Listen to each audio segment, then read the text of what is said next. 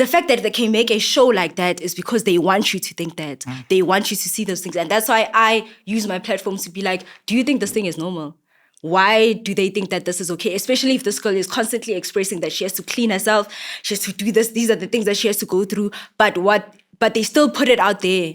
Like, what about the consequences? You're not telling us about that. You're showing us weaves and apartments and pictures on Instagram. That means nothing, you see. So I know that for sure, even with black men, with the black men as abusers and not being fathers and all of those things, those are things that we're constantly seeing. But if there's a black man at a kindergarten and they're there bringing their daughter, women will say, bare minimum, that's bare minimum. So what do you want us to do? Thanking a fish for swimming.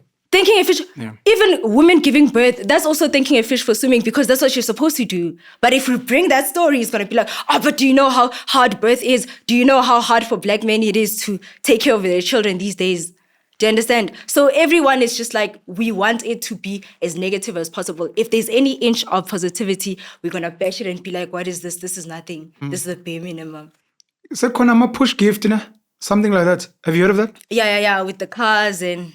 That you're going to push a baby out, so you get a gift. You get a reward for that. Hectic.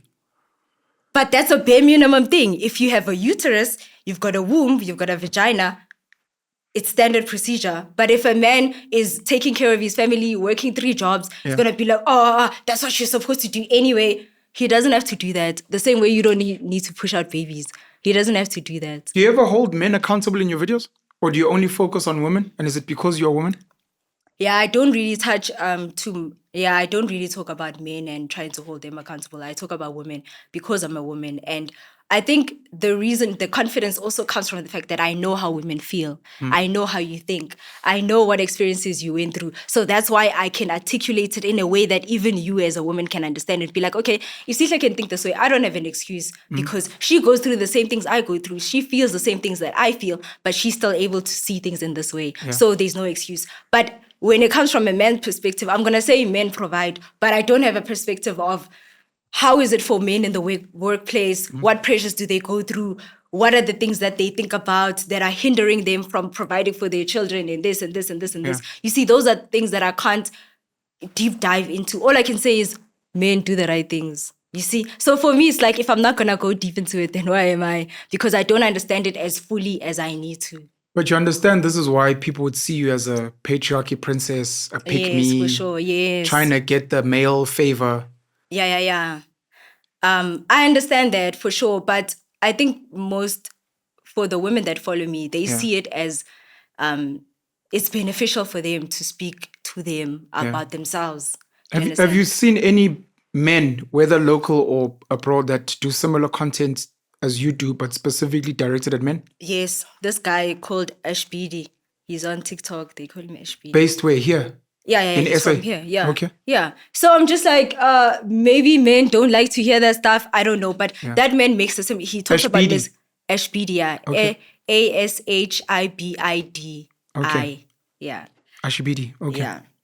And I listened to some of his videos, and he explains masculinity so well. And he's like, the reason why you men, you go for baddies instead of is because 1, 2, 3, 4, 5. And he analyzes it from the male perspective, something that I could never do. But I can come here and be like, the reason why you girls sell your bodies or what is because of, do you understand? Because I know what it feels like and I know what it is to be a woman. So I think also another thing for me is that we've been talking about men for decades. Like, for me, it's like, don't you want to hear something different? Because if I'm going to go onto TikTok and be like, yeah, men, they always do that. I'm going to be the same as thousands of other influencers or content creators. I'm going to be doing the same thing. It's not going to be different. Yeah. Why are you guys not satisfied with the thousands of people that say what you want them to say? Yeah. Why is it still not enough? Why do you need to recruit Sihle to get in there and do the same thing? Clearly, it's not working for you. Clearly, that type of messaging is not satisfying for you because all you need to do is bash, laugh, and then it's over. It doesn't change your life in any way. But then when people listen to Sihle, it's like, now I go to the drawing board and I'm like, whenever I pose, I'm always like trying to stick my bum out. Why am I even doing that? When I use filters, I can see that I'm constantly relying on filters. It actually does something for you.